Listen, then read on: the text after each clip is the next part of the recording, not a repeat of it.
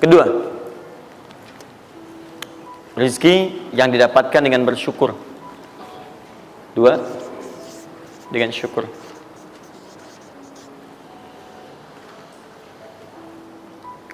Dalilnya Quran surah ke-14 ayat 7. Quran surah 14 ayat 7.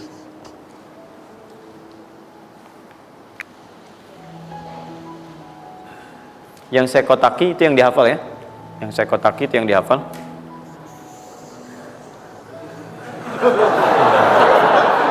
Iya.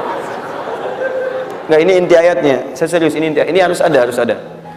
Karena ini saya sering katakan ketika Anda menghafalkan, itu spirit ayatnya ada dalam jiwa kita. Kalau bisa udah otomatis gitu. Udah otomatis. Jadi begitu antum mengerjakan itu, antum ingat, dan ketika antum berniaga pun antum ingat. Jadi kalau antum sedang misalnya usaha apa, ada sholat tuh, antum refleks sholat. Karena tahu dengan sholat itu rezeki bertambah bukan berkurang. Jelas ya? Nah, terus kan? Ini Quran surah 14 ayat 7. Saya naikkan ke atas ya. Turunannya Quran surah ke-9 ayat 103. Saya urutkan berdasarkan amalan. Dan Quran surah 9 ayat ke-60.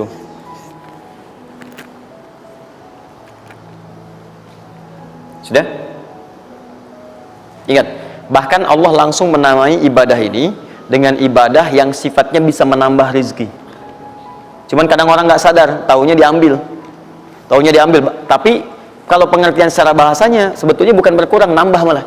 Nambah. Cuman orang tuh nggak sadar ketika dia mau ditambah rezekinya, dia malah nggak mau. Karena merasanya diambil, dikurangi. Nanti kita akan lihat. Jangan dulu dibuka ayatnya, Pak, ya. Itu saya. Nah, tawaran saya yang kedua nih. Ya, ini kan tadi tawaran pertama.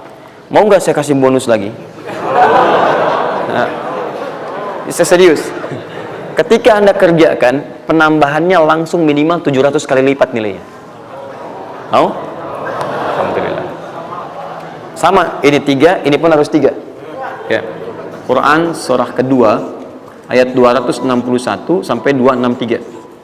Nah, ini saya kotakin.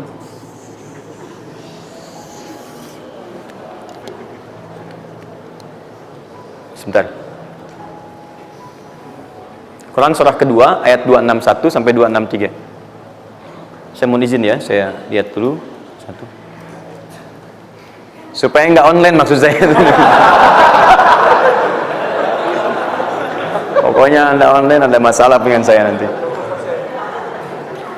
Nanti saya kasih di akhir rumus cepat menghafalkan. Sudah? Tahan. 2. Nah, yang ketiga, nanti saya simpan dulu aja supaya Anda fokus yang ini dulu untuk berlatih selama sepekan. Ya, berlatih selama sepekan. Supaya nanti, karena yang ketiga ini lebih cepat lagi. Lebih cepat. Saya khawatir Anda melakukan lompatan langsung pada yang ketiga. Nah, persoalannya kita mesti berurut karena yang satu dengan dua ini keduanya saling bersinergi. Begitu yang kedua udah dapet, yang ketiga lebih mudah. Ya, karena sudah punya kebiasaan dari yang pertama tadi. Kalau saya munculkan yang ketiga sekarang, maka persoalan terbesarnya adalah kebanyakan orang nanti akan meninggalkan yang ini yang paling bahaya. Semuanya pada di masjid aja gitu kan, dan sebagainya. Jadi nggak ada di kantor kosong, di bank kosong. Jadi hilanglah kehidupan di muka bumi. Ya. Jelas ya? Nanti kalau ini udah enak, nanti saya turunkan ini yang dikejar oleh sahabat kemudian. Sampai Utsman bin Affan, Abdurrahman bin Auf tuh hobinya cuma nungguin tahajud aja.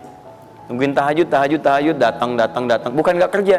Karena semuanya sudah melewati batas ini. Ini udah selesai, mereka pindah pada level yang ketiga. Itu kalau tiap malam lomba, dikisahkan oleh Imam An-Nawawi dalam kitabnya Tibyan, itu lomba dengan Abdurrahman bin Auf, Tamim Ad-Dari, itu tiap malam paling minimal sekali khatam Al-Quran dalam tahajudnya. Tapi dahsyatnya, besoknya, sekiannya itu selalu datang. 60, kalau kita sekarang 60 kontainer datang, isinya emas, perak, berlian, macam-macam. Ya, kebayanglah kalau ke PTM datang 60 kontainer isinya emas, perak. Makanya nggak ada yang dikasih lagi sekarang.